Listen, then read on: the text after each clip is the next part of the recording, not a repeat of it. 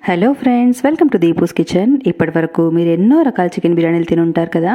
ఇలా ఒకసారి chicken fry piece pulao try చేయండి. చాలా డిఫరెంట్గా అండ్ టేస్ట్ అయితే అద్దరిపోతుంది. ఒక్కసారి ఇలా చేస్తే ఇంకెప్పుడు ఇలానే చేసుకొని తింటారు, అంత బాగుంటుంది. తప్పకుండా ట్రై చేయండి.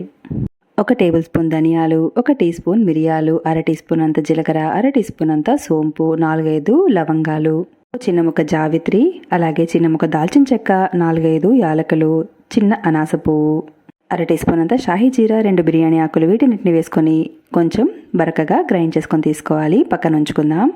బిర్యానీ పాత్రలోకి 1 టీ స్పూన్ అంత నెయ్యి, 2 టేబుల్ స్పూన్ల అంత ఆయిల్ని వేసుకొని అన్ని బిర్యానీ స్పైసెస్ని ఇక్కడ యాడ్ చేసేసుకోవాలి.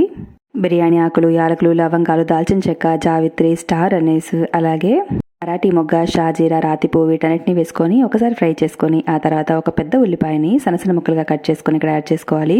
ఉల్లిపాయలు మనకి గోల్డెన్ బ్రౌన్ అయ్యేంత వరకు ఫ్రై చేసేసుకోవాలి. తర్వాత ఇందులోకి ఒక 4-5 పచ్చిమిర్చిలను తీసుకొని ఇలా చీలికగా చేసుకొని వేసుకోవాలి. ఉల్లిపాయలు గోల్డెన్ బ్రౌన్ అయిన తర్వాత ఇందులోకి 2 టీ స్పూన్లంత అల్లం వెల్లుల్లి పేస్ట్ని వేసి పచ్చివాసన పోయేంత వరకు కొంచెం క్రిస్పీగా అయ్యేంత వరకు అయితే మనము ఫ్రై చేసేసుకోవాలి. ఇవి కాస్త ఫ్రై అయ్యి పచ్చివాసన పోయిన తర్వాత ఒక టమాటాని ముక్కలుగా కట్ చేసుకొని ఇక్కడ యాడ్ చేసేసుకుందాము. టమాటాలు మనకి మషీగా అయ్యేంత వరకు మనము కుక్ చేసుకోవాలి. టమాటాలు మనకి మెత్తబడిపోయాయి. ఇప్పుడు మనము ఇందులో 1/2 కేజీ వరకు చికెన్ని యాడ్ చేసుకోవాలి. చికెన్ ముక్కల్ని మసాలాతో బాగా కలిసే విధంగా కలుపుకుంటూ ఒక 2 నిమిషాల పాటు కుక్ చేసుకోవాలి. తర్వాత ఇందులోనే 1/2 కప్ అంత పుదీనా, 1/2 కప్ అంత కొత్తిమీరని కూడా యాడ్ చేసేసుకుందాము. మనము ఇందాక గ్రైండ్ చేసి ఉంచాం కదా, ఆ మసాలాని ఇక్కడ ఒక 2 టీ స్పూన్ల వరకు యాడ్ చేసుకొని 1 టీ స్పూన్ అంతా చికెన్ మసాలా వేసుకోవాలి. మరోసారి బాగా కలిపేసుకొని తీసుకుందాము. చికెన్ని ఇలాగే ఒక 2 నిమిషాలు రోస్ట్ చేసి ఆ తర్వాత 1/2 టీ స్పూన్ అంత పసుపు, 2 టీ స్పూన్లంతా కారపొడిని, అలాగే రుచికి సరిపడా ఉప్పు ఓసారి అంతా బాగా కలిసే విధంగా కలిపేసుకొని తీసుకుందాము. మసాలాలు పట్టి చికెన్ బాగా కుక్ అయిపోతుంది 5 నిమిషాలకి. తర్వాత ఇందులో కప్పు బియ్యానికి 2 కప్పుల వరకు నీళ్ళని తీసుకోవాలి.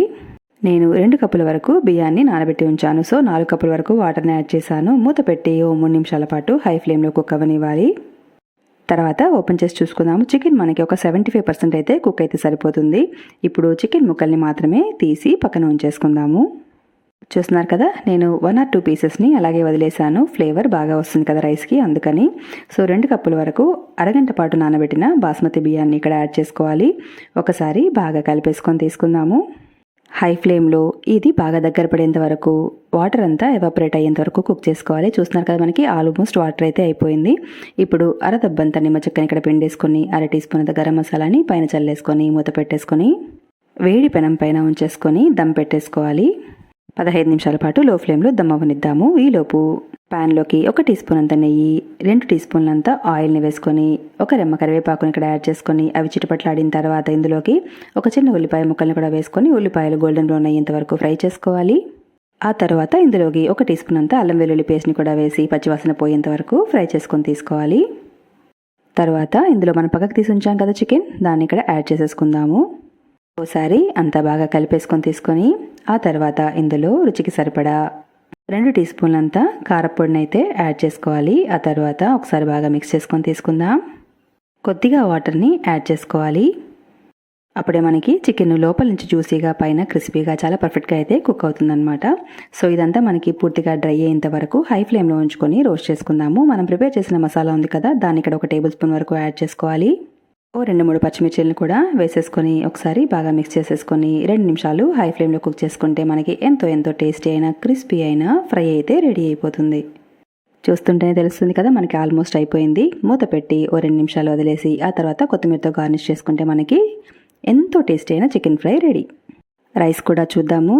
వావ్, చూస్తున్నారు కదా, చాలా పొడి పొడిలాడుతూ పర్ఫెక్ట్గా ఎంతో టేస్టీగా రెడీ అయిపోయింది. గుమగుమలాడిపోతుంది. సో ఎంతో టేస్టీ అయిన పులావ్ అయితే రెడీ. సో దీనిపైన మనము రెడీ చేసి ఉంచుకున్న చికెన్ ఫ్రై పీస్ ముక్కలు ఉన్నాయి కదా, వాటినైతే ఉంచేసుకోవాలి.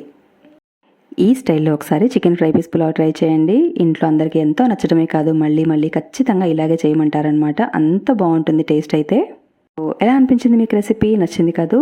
తప్పకుండా ట్రై చేసి నచ్చితే ఒక లైక్ చేయండి. అంతేకాదు మన ఛానల్ని సబ్స్క్రైబ్ చేసుకొని ఫ్రెండ్స్ అండ్ ఫ్యామిలీస్కి కూడా షేర్ చేసి నన్ను సపోర్ట్ చేయండి. Thank you so much for watching my video. Have a nice day.